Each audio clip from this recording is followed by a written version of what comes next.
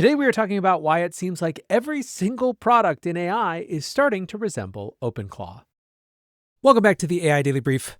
I am finally back in the studio after not only a couple weeks abroad in South America, but also 3 nonstop days of travel. I think I can say fairly confidently that I have never in the entire time I've been doing this show been as disconnected from the AI news as I was for the last 3 days.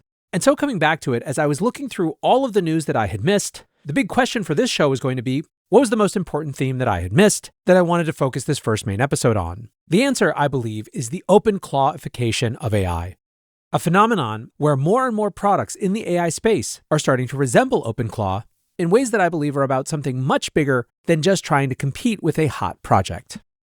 So let's talk first about some of the feature announcements that inspired this show. Right at the top, we have Claude Code's new remote control feature. It is exactly what it sounds like, and brings a thing that people have wanted forever, and that numerous startups have built around, to the mainstream, which is the ability to code with Claude Code from your phone. On Tuesday, Anthropic posted, new in Claude Code remote control. Kick off a task in your terminal and pick it up from your phone while you take a walk or join a meeting. Claude keeps running on your machine and you can control the session from the Claude app or claude.ai/code. Some of the first reactions were to joke about the social life implications of this.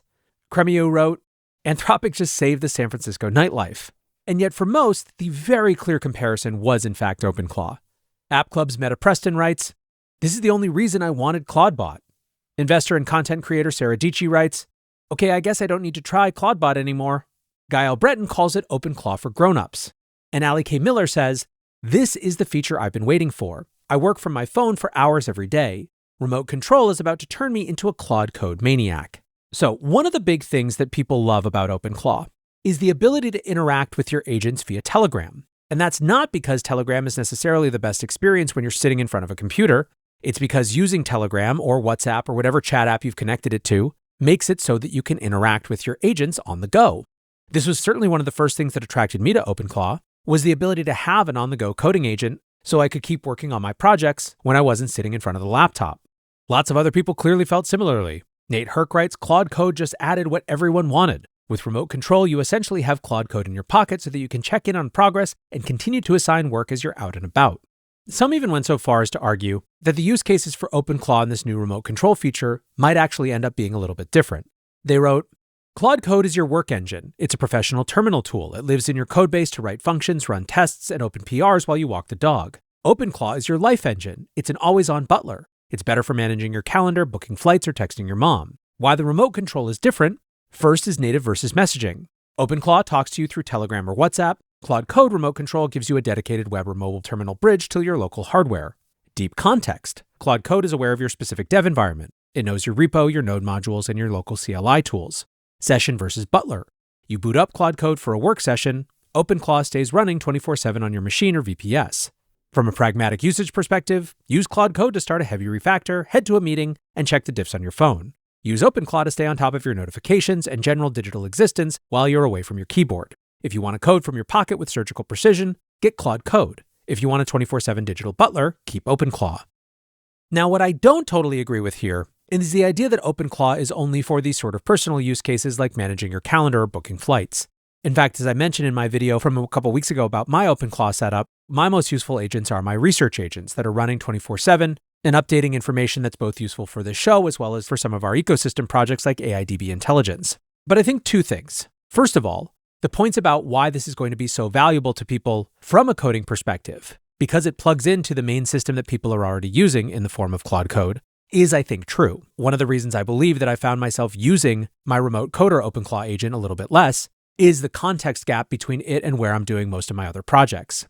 The second thing that I think is relevant about Internoun's post is that even if one doesn't agree with the idea of how OpenClaw is characterized here, the actual underlying point is that we're in a broader paradigm shift of agentification, and that there are going to be different tools and different platforms that have similar types of setups and similar types of interactive modes, but with very different use cases. Whatever the use cases end up being, remote control hit like gangbusters. Claude Code PM Noah Zweben had to come back to Twitter the day after the announcement to apologize for the capacity issues that they had run into on their end and to ensure that a broader rollout was coming. For some, remote control was just further evidence of how fast Anthropic is moving. Anonymous AI rumor account I Rule the World writes, Anthropic have now shipped OpenClaw. Dario and the gang are unfathomably ahead and their velocity is insane. It's a fair observation that they may have reached escape velocity, crushing every benchmark, eating enterprise, Department of War begging. One of the labs made a huge breakthrough.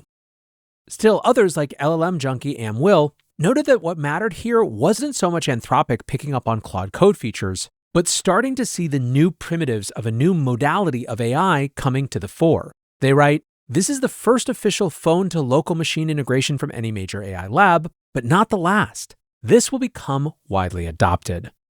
Anthropic, however, was not done. Just one day later, they returned to X to announce a new feature, this time for cowork, called scheduled tasks. Once again, it was exactly what it sounds like. They wrote, "Claude can now complete recurring tasks at specific times automatically. A morning brief, weekly spreadsheet updates, Friday team presentations." They also write, "It gets better with plugins, which give cowork domain expertise across design, engineering, operations, and more. Also, we're adding a new customized tab in your cowork sidebar. One place to manage your plugin skills and connectors." Now, going back to the idea of the clawification of AI, if you've listened to my episodes about OpenClaw or if you've tried it out yourself, you'll know that a big part of the magic is the way that it interacts with scheduled tasks. First, OpenClaw agents have something called a heartbeat, which is basically a reminder, the time interval of which you can set, but which is every 30 minutes by default, where effectively the agent reminds itself to remember its mission and to go keep working if it perhaps has lapsed in the previous period of time since the last heartbeat. On top of that are cron jobs, where basically you can tell an agent to do a specific thing at a specific time. When you dig into OpenClaw, it turns out that a lot of what the magic is just being able to schedule tasks at certain times. Across my 5 project manager agents, they all have different schedules for the couple times a day when they check in with me, either to remind me of all the to-do lists or to go interact with external sources to find the state of different projects. And so this idea of scheduled tasks feels once again not like Anthropic trying to compete with OpenClaw, but instead recognizing a new primitive in agentic AI. That didn't stop people making the comparison, however. Content creator Ole Lemon shared the post and said OpenClaw for normies has landed. Akash Gupta gets that part of the paradigm shift is that AI that works continuously without you having to prompt it every time. He writes, "Scheduled tasks means Claude stopped being software you talk to and became software that works while you sleep. That's a category change, not a feature update." Now he, along with lots of others, also pointed out that this is unlikely to make Wall Street, which was already nervous about every new announcement from Anthropic, any less scared about the implications for white-collar work. Later in the same post, he writes, "A morning brief that compiles overnight Slack activity, email threads, and calendar changes before you wake up. A weekly spreadsheet that pulls data, runs formulas, and drops a formatted Excel file into your folder every Friday. Contractor reminders that fire at 3 p.m. without anyone remembering to send them. Each of those tasks used to be a SaaS product, a Zapier workflow, or a junior employee's morning routine. Now, they're a single line in a scheduling interface running on a $20 a month subscription." Sitebringer writes, "Chat was a toy, scheduled tasks is a labor primitive. When a model can do work on a schedule inside your tools without you asking, it stops being help. It becomes the cheapest employee on earth." Now, this particular episode is not about white-collar job displacement and the concerns there, but I will say just for posterity that I think that the idea that the only implication for this will be the elimination of employees rather than the mass empowerment of employees to do more will seem in retrospect fairly reductionist. Developer Simon Willison wrote a note about testing these new features, both of which he notes overlap with OpenClaw. And while all the Twitter commentators were breathless, he pointed out that these features are still early. To use his words, for example, remote control is a little bit janky right now. Now, funny enough, at the end of his post about remote control, he said, "It's interesting to contrast this to solutions like OpenClaw, where one of the big selling points is the ability to control your personal device from your phone. Claude Code still doesn't have a documented mechanism for running things on a schedule, which is the other killer feature of the Claw category of software." Of course, he then had to update it, "I spoke too soon," sharing that Anthropic had now announced scheduled tasks as well. He did point out one limitation, that scheduled tasks only run while your computer is awake and the Claude desktop app is open. Basically, if the computer is asleep or the app is closed, when that task is scheduled to run, Cowork skips it and then runs it automatically once it wakes up or the app is opened up again. Now, it is certainly the case that local device management is a whole new aspect of this. I just experienced this by being out of the country for 2 weeks as the Hudson Valley got hammered by snowstorm after snowstorm, knocking the power out and my machines off without automatic startup procedures that left me OpenClaw-less for a big chunk of the time down there. Now, importantly, while Anthropic was the big company that got everyone talking about this OpenClaw-ification, the pattern was exhibited elsewhere as well. On Wednesday, Perplexity announced Perplexity Computer, writing, "Computer unifies every current AI capability into one system. It can research, design, code, deploy, and manage any project end to end. Computer orchestrates models to run agents in parallel, leveraging Opus to match each task to the model best suited for it. Perplexity Computer, they write, is what a personal computer in 2026 should be. It's personal to you, remembers your past work, and is secure by default. Hundreds of connectors, persistent memory, files, and web access all built on top of Perplexity infrastructure. Go from a single task to hundreds of active projects. Google Senior AI Project Manager Shubham Sabhu writes, Perplexity just launched their own OpenClaw. Composable computers is all you need. Perplexity CEO Aravind Srinivas wrote, what has Perplexity been up to the last 2 months? We've silently been working on the next big thing, Perplexity Computer. In a blog post surrounding the announcement called The AI is the Computer, he basically made an argument that the differentiator for Perplexity's version of OpenClaw was that it only had access to Anthropic's models, and hammered on the idea that with Perplexity you get 19 models available so that the right task can find the right model. He writes, AI models are becoming so capable that the products built around them have been a bottleneck for showing their true potential. The chat UI is good for answers, and agents are good for individual tasks. Meanwhile, the UI for entire workflows has always been the computer. AI is now firmly multimodal. It understands and generates many forms of data in a single coherent system. Jensen Huang and others have said that the future of AI must also be multimodal. They're right. Specialized models must collaborate like a team. As AI replaces more of the function of the computer itself, the central activity of the computer will be massively multimodal orchestration. So now we've got Anthropic getting clawified, Perplexity getting clawified. Who else? Well, I'm holding OpenAI aside because they obviously got Peter Steinberger, the creator of OpenClaw, to come join them. But we're also seeing it in the product companies. Also on Tuesday, Notion announced their custom agents features. And sure enough, it had a lot of familiar value propositions in the pitch. Notion calls custom agents the AI team that never sleeps. They're autonomous, built for teams, and easy for anyone to build. Give them a job, set a trigger or schedule, and they'll get it done round the clock. Most AI waits for you to ask. Custom agents just go. Route bugs to the right place, answer questions, update docs, draft weekly updates, and ping the right people. They're multiplayer, model agnostic, and built for every team, not just the technical ones.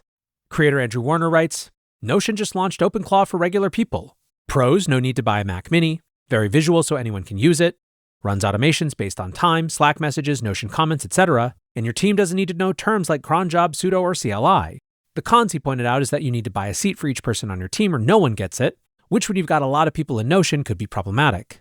A couple weeks earlier, we also saw Airtable launch something in the same family called SuperAgent, which honestly feels a little bit closer to the paradigm of Manus or GenSpark, but is still pushing in new similar clawified territory. Now, I think it would be a mistake to view all of these moves as companies trying to quote-unquote catch up with OpenClaw.